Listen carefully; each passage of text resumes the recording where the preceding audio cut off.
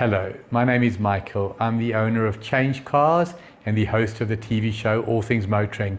I have one mission, and that is to make a difference to the motoring public. Making a difference how? Making sure that you have safe options, making sure that you have knowledge.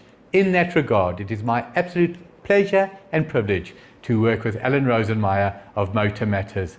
The man with a hat, I'm the man with no hat, he's the man with the knowledge.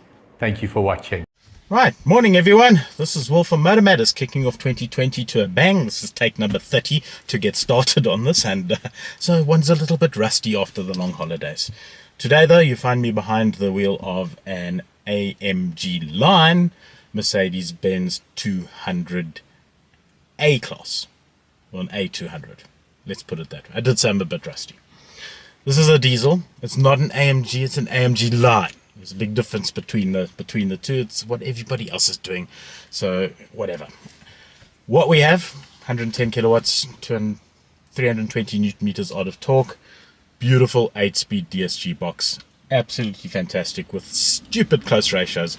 Really, really nice. Makes the car feel extremely sporty. And in the short trips I've had around town in it, the ride on it is definitely that. It is sporty. It is absolutely confidence-inducing, smile on your face type thing. You can chuck this thing around to your heart's content and never feel like anything's going to find itself out of place. It has obviously all the toys when it comes to safety. Being Mercedes-Benz, you've got pretty much, I think, the best traction control in the game, and in essence, the car delivers from a performance point of view, which, you know, start thinking it's a diesel. But you need to drive it to get a sense of just how sporty this car actually is. And it's a bit of a beast in terms of the fact that you can switch from driving it aggressively to driving it just sedately. If you drive it sedately, the fuel consumption on the car is ridiculous. Mercedes claim around about 4.5 liters per 100. I think it'll actually do that. And it's stupidly comfortable on the open roads. These seats are firm. They are really firm. Oops, I'm bouncing around a bit here in the car. But they're not uncomfortable. And it's a difficult line, a difficult mix to get right. Of course, everything's electric, and I'll show you around the interior of the car in a little bit as we get going. But I just wanted to say that, you know, initially the first impressions of this car are that the performance is absolutely there. The ride quality is absolutely there. The build quality seems good. I'm not yet quite sold on all these high gloss finishes on my steering wheel. I think that maybe over time they might wear, but you know, it's Merc. It should last forever. And it's all this touchscreen gentle rub thing, which is a little bit, I don't know. I like buttons, but that's just me. Let me get onto the interior now and show you what we are looking at, because I have to say it's quite gorgeous. It's worth waiting for. Right, and here it is. So what do we have? We actually have a completely digital dash. It's one screen. You can see my hand running around it. That spans pretty much everything. And of course, being digital, you can customize it. You can change it to whatever you like. There's a whole bunch of settings here on your steering wheel that you use to adjust all these things. I have not had the time to go through them all and figure out what actually does what, to be honest. But I do know, while playing around with it last night when I collected the car, it actually does change the dash around there, and you can change your options here to show you your radio. I've just set it on my navigation so everyone can see where I am, because the view out here is amazing. Look, wow, lots of views of Northcliffe. Yay! Rest of it, we've got piano black gloss, which is my absolute pet hate. Can't stand it in a car, but you know, there we go. It's there. It's actually not bad. I mean, look at these vents. They look like they're out of a turbine, and you know, having 3 of them, you know, when 2 will do, why not put in 3? Because, you know, we can. And fully function manual, automatic, obviously climate control, but manual switching to get to everything, which I quite like. Wireless charging down there. There's my phone, here my sunglasses to show me that I'm things, and the car's just turned itself on because I think it's suspicious that I am about to run out of battery or something, which is annoying because it reminds me of the simple fact that we don't have any power at the moment in Northcliffe, thanks to Eskom being out.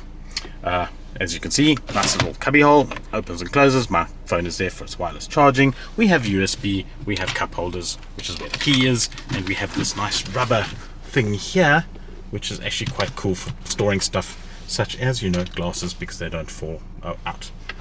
Little compartment, USB ports inside there, Allen's cleaning cloth, yay, and the sports seats. Let's just get onto those. They are stupidly comfortable, but surprisingly firm, as I mentioned earlier. This is a car that has the optional electric seats with memory for the driver and for the passenger, and we have a panoramic sunroof, which I'll show you when we get to the outside. Interior lighting, obviously you can change that, the mood lighting as they call it these days. Yeah, maybe purple, light blue perhaps. Maybe I'll set that when I figure out how to do it. Steering wheel, actually nice and small, funnily enough. It looks massive because my zoom function on my camera is quite limited. I can't zoom out more than that, but it's actually a nice small steering wheel, and that speaks to the sportiness of this car. Let me take you around the outside very briefly, and we can see what we're dealing with there. Cruising through the mountains here, as we love to do, and as you've seen me do so many times in the past, on the road to Hartbeespoort, from Hartbeespoort at the moment. But really, it's the most stunning piece of road, twisties, winding, so it gives you a lot of everything. It's open road, number one, but it's also a little bit of a windy, twisty road, so you can certainly check and prove the handling of a car on here as well.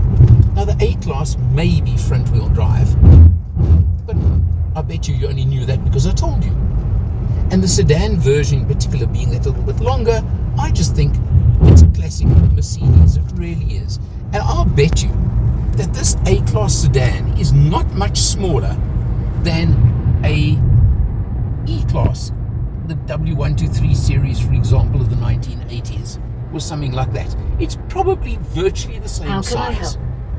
And then you get, of course, the MBUX system interrupting you, as it does on occasion, because this car is... Sorry, that didn't work. Apparently, the internet connection is not sufficient at the moment. Technology for you. As I was trying to say to you, the car is smooth, it's comfortable, it's spacious. It's got a 2-litre diesel engine that we're driving right now, which gives you 110 kilowatts and 320 newton meters of torque. That's lots.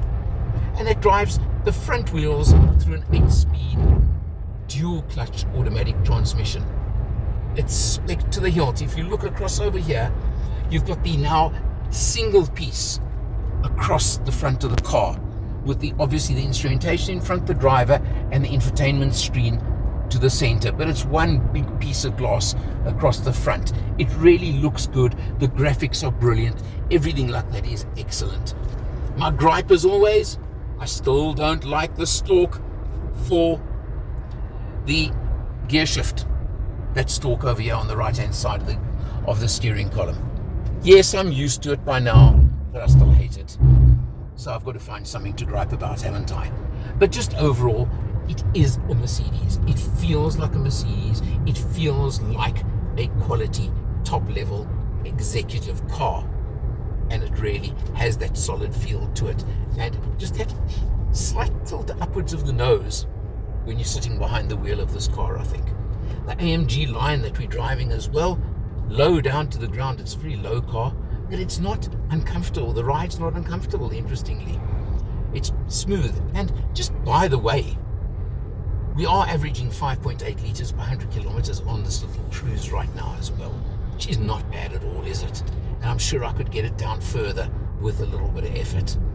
Just overall, there is something about an executive car, and it really does make a difference. And nice way to start off getting our first test car of 2024 being behind the wheel of a car like this. The outside of the car. Okay, I have to get this off my chest.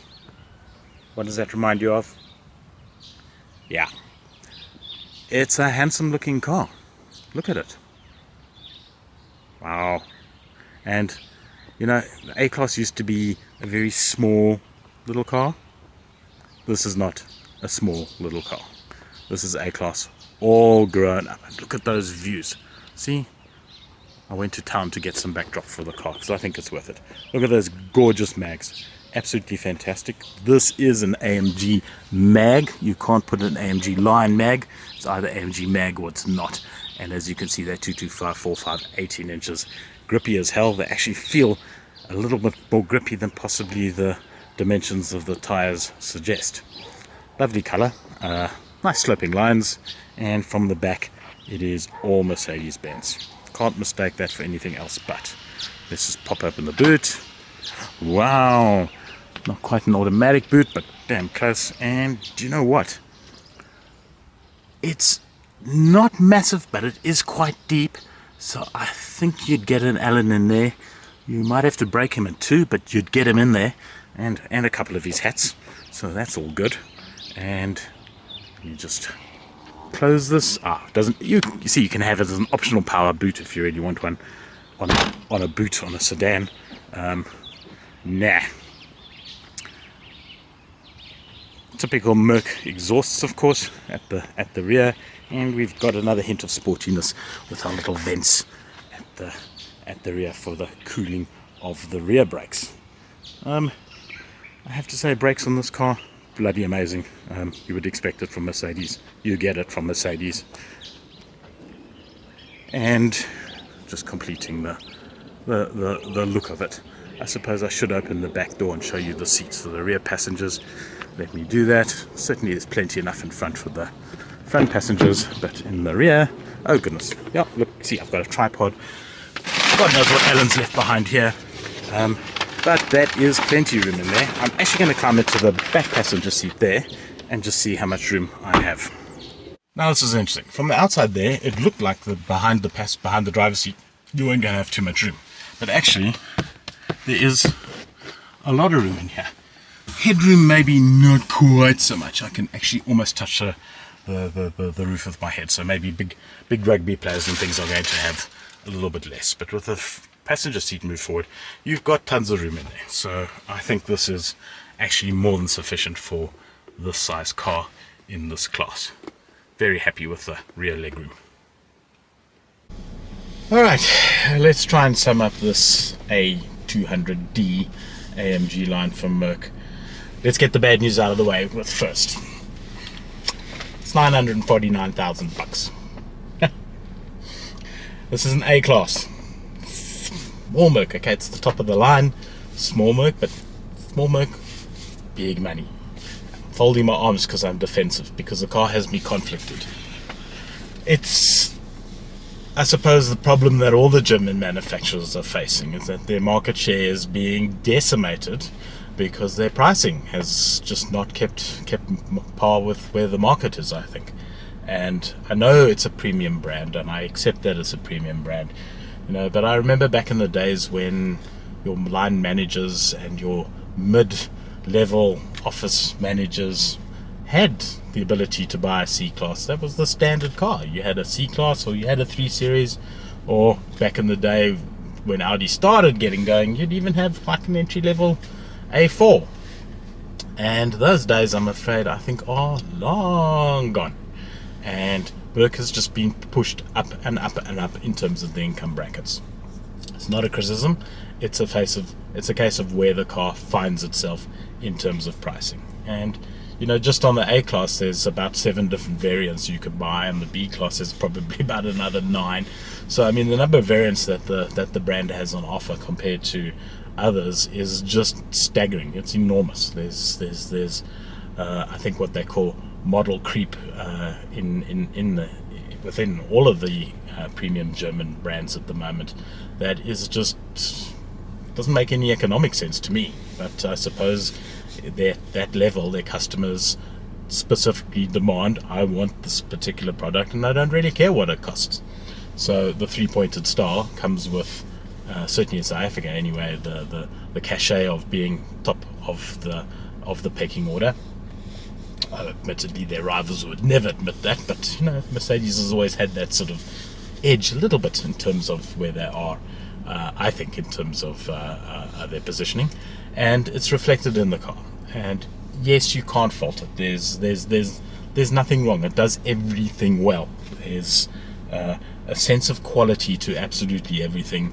Black piano glass notwithstanding, although even that is just, it looks absolutely completely scratch resistant. So maybe it'll be the one to change my mind. Maybe I just need to give me the car for a couple of years. Merc, I could live with this very happily. Thank you very much. But the pricing is a stumbling block, and you know, it's again a case of the A-Class has also matured and grown up into a fully fledged, uber competent, I want to say sports sedan actually, because it's pretty damn close to it. And I think that the market for it is going to be small, but those that can afford it, when they get inside it, are going to behave like hooligans. Well, I'm sorry, Merc drivers, you don't behave like hooligans. That's BMW drivers. No, I'm sorry, BMW, you don't behave like hooligans either. It's the Audi drivers. But the point of the matter is that once you get into this car, I think it does give you a sense that you've earned it. And you should enjoy it. And I think that that is exactly what the car will give you. Years and years of joy for motoring. And really, for that, it can't be faulted. And it's a stunning example of German engineering and tech, and the way it's been put together, the balance of the car in terms of the functionality, the drive, the comfort, the practical day-to-days on it. It's a wonderful car. I'm going to leave it there. Am I? Yes, I'm going to leave it there. This is Will from Motor Matters, and see you next time.